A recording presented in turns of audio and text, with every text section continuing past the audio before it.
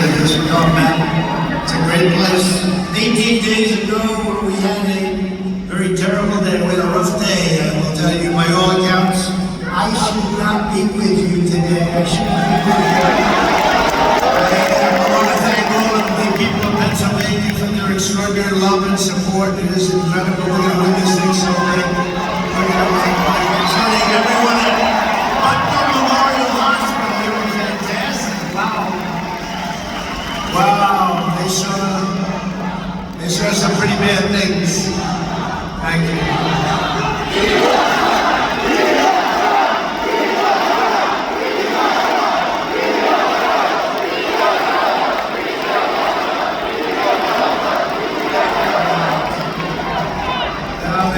They did an amazing job. And we have, by the way, we have the doctor, one of the great doctors who was there. We worked on Corey, actually. Corey had a hard time.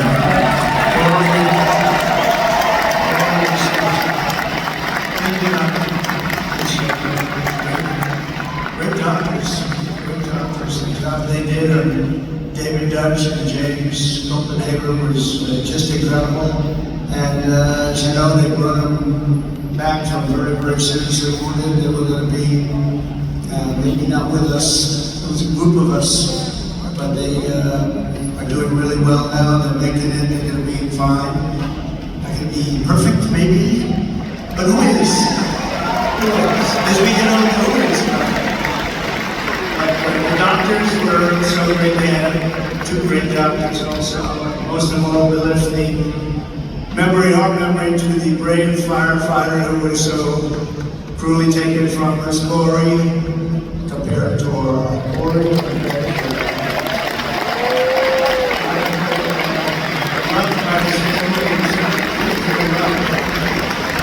His last act on this earth, Corey threw himself over his wife and daughters and died shielding them from the bullets. So the bullets of a very disturbed guy. Corey is a hero to all of us. I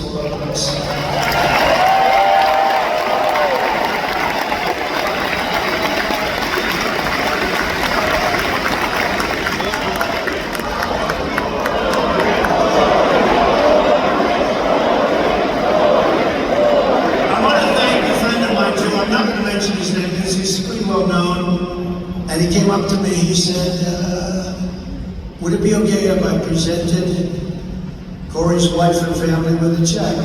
And I said, yeah, it would be okay with me. It's certainly okay. And he handed me a check for $1 million. $1 million. Thank you, Dave. So he was very generous. In addition, we have a GoFundMe that's it's really been great. I think we're at $6 million mark for the three of them plus other people.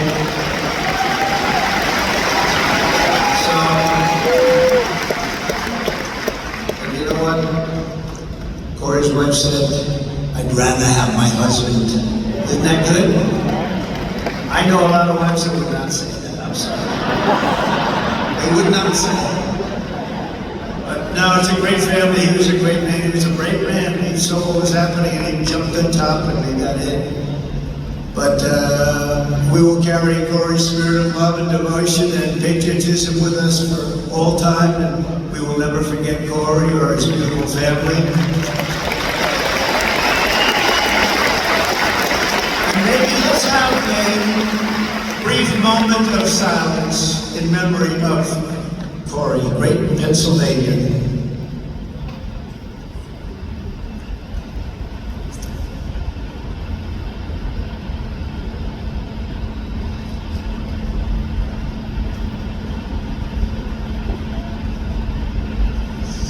Thank you very much. Thank you very much.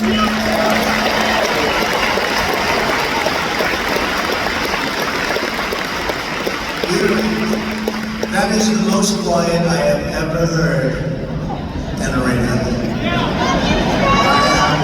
You could hear a pin drop. No, it's amazing. It's a beautiful thing.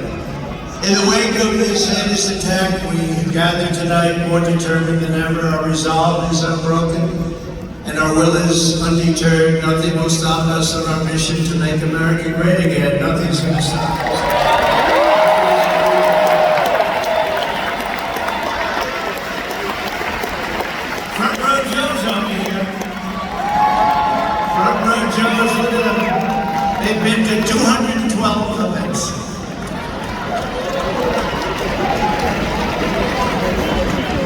I'm pretty sure we have their vote. I'm not sure. You can never be sure of anything. You voted for Trump. Front row jokes. We love us and we love them. And thanks. But as we're fighting to bring back the American dream for you and your family, the radical left Democrat Party bosses have installed a puppet candidate to fight only for themselves. Kamala Harris got 0 votes.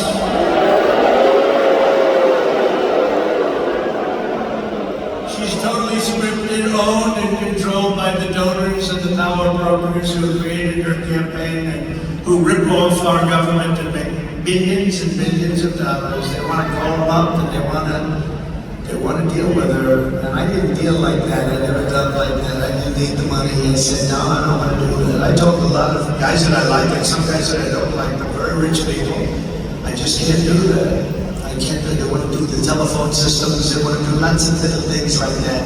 We'd like to take over the telephone system of the United States. I'm sorry, I can't do that. But unlike her, I cannot be bought and I cannot be controlled. I have no interest in that.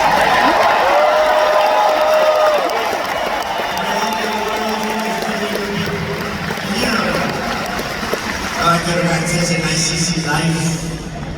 I could be at a nice place right now relaxing, watching the waves breaking. But I'd rather be right here in Harrisburg.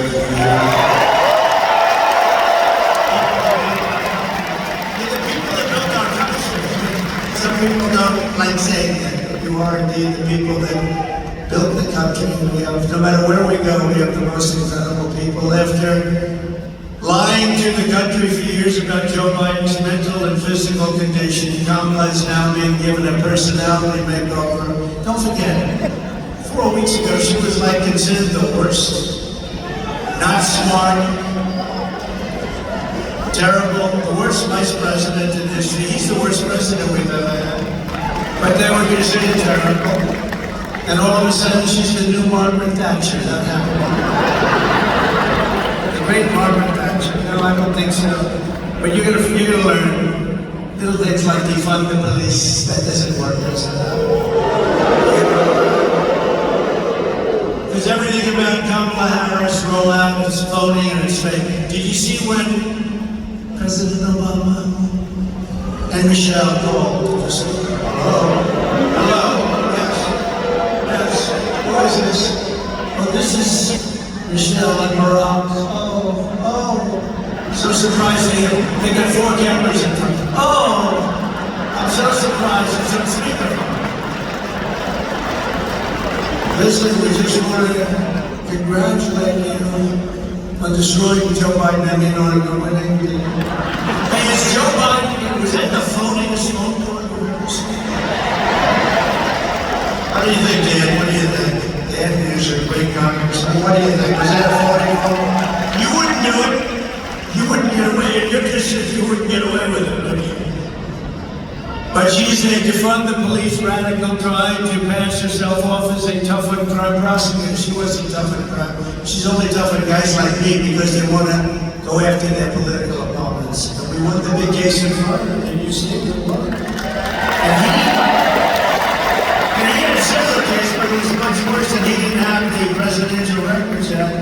He had a similar case, and you know the special counsel, which is basically special prosecutor, adjudged him to be essentially mentally incompetent, with poor memory, but a nice old guy. He's not old. You know, 81 is not old. I have friends that are 95 that are still. Bernie Marcus, founder of Home Depot, 95 years old, still sharp. I spoke to him the other day. I said, I think you're smarter now than you were 30 years ago. I said, what's going on? It's like 81 is not old.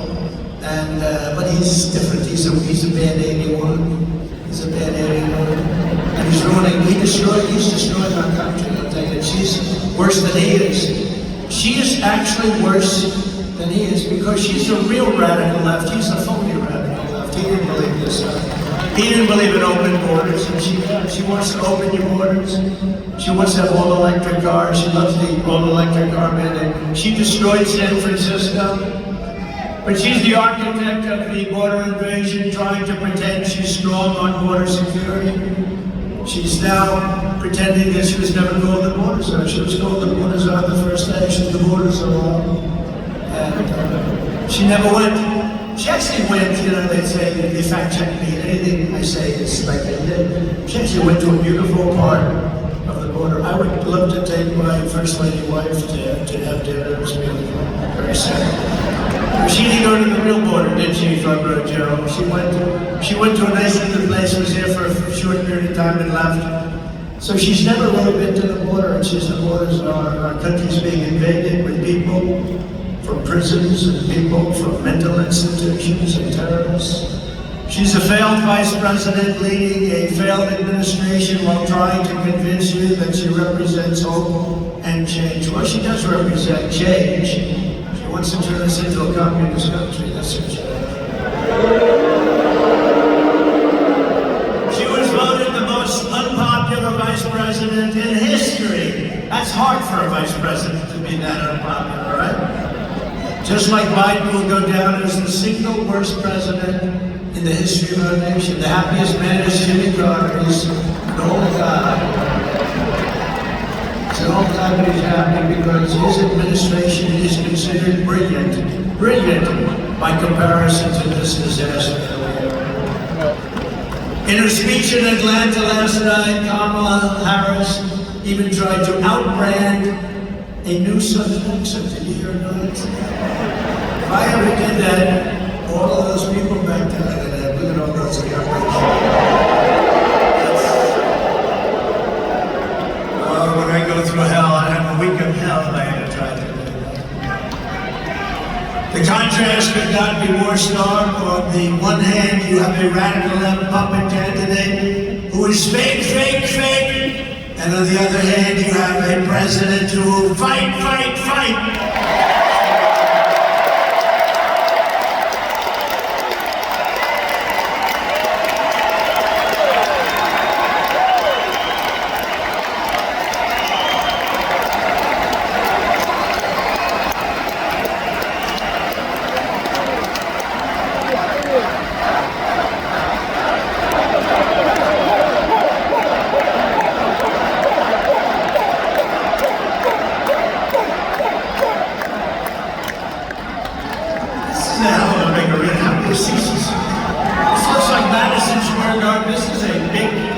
This is a big, beautiful place.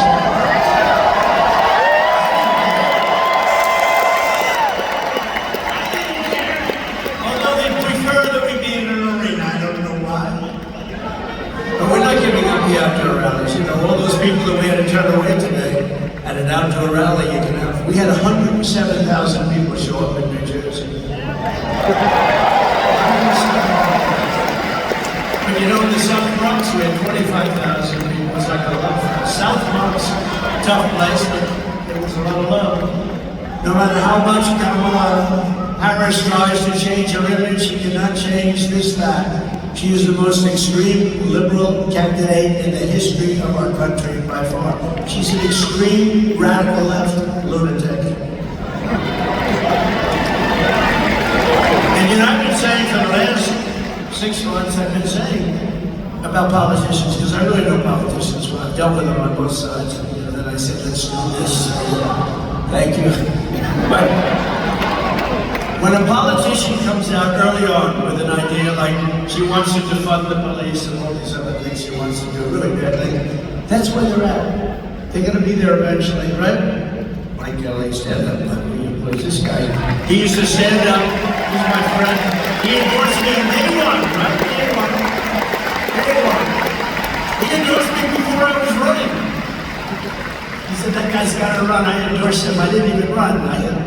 How many endorsements do I have? Well, you got Kelly of Pennsylvania. I wasn't running. Anyway, thank you, Mike. I appreciate it. He would stand out at those outdoor rallies when it was 10 degrees below zero and it was 97 degrees out without a shirt on. It's not that pretty a sight. But he had no fear. He's a tough guy, and they love him. They love you in this state. Kamala Harris co-sponsored Bernie Sanders' $32 trillion socialist takeover of the entire U.S. health care system. Think of this, U.S. health care. It would mean that we're going to have to raise your taxes, bankrupt our country, and she supported and outlawed all of the private health insurance. A lot of people in this room have some people want private health. Some of it's incredible. You go to these companies, they're doing an incredible job. They want to be able to, she wants that banned and she wants that outlawed. You can't buy that anymore. You're paying for it, but it's great stuff. I mean, some of the companies are unbelievable, the golden plans and all that. And she wants it to be ended. She pledged to give free taxpayer-funded health care to all illegal aliens. Think of that. Which will totally destroy our social security system. She sponsored a bill to give illegal aliens taxpayer-funded lawyers so they could sue us. And she called for abolishing ICE. These are unbelievable patriots, by the way. They're almost as tough as our congressman sitting in the front. They're almost as tough as the man that's going to be your next governor, by the way. He's tough.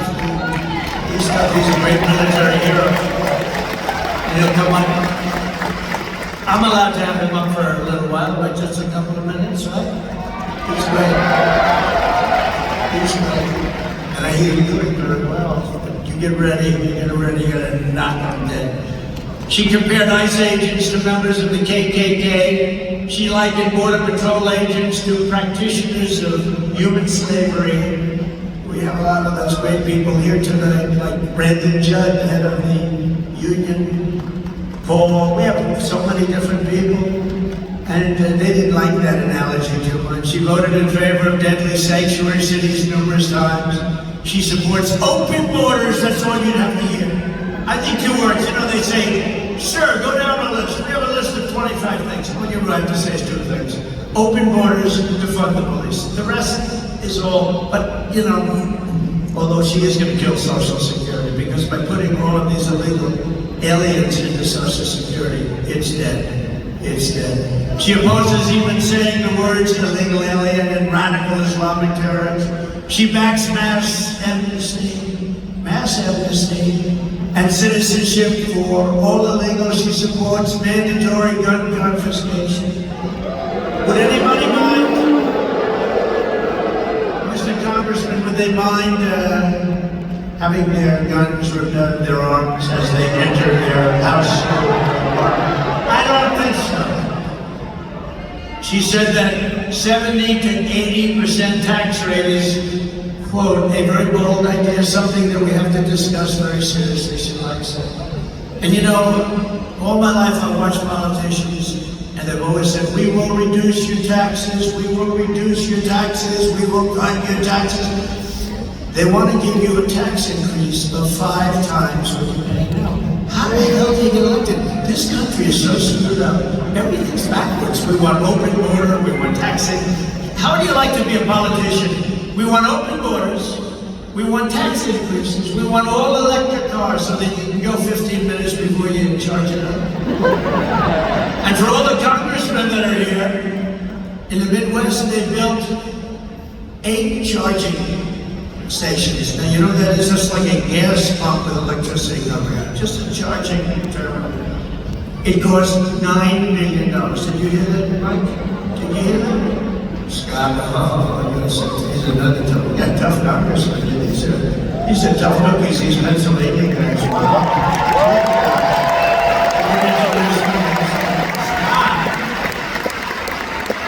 So they spent $9 million on 8 charging stations, 2 of which never worked. I don't think any of them worked. She wants government intervention to slash consumption of red meat. They don't want red meat, that means they don't want your cows. Get rid of your cows. Would anybody like to keep red meat? Raise your hand. Think of it. Borders, electric mandate, and all of the red meat. How the hell do you get elected? You know how they get elected? By cheating. They get elected by cheating. Because they want to raise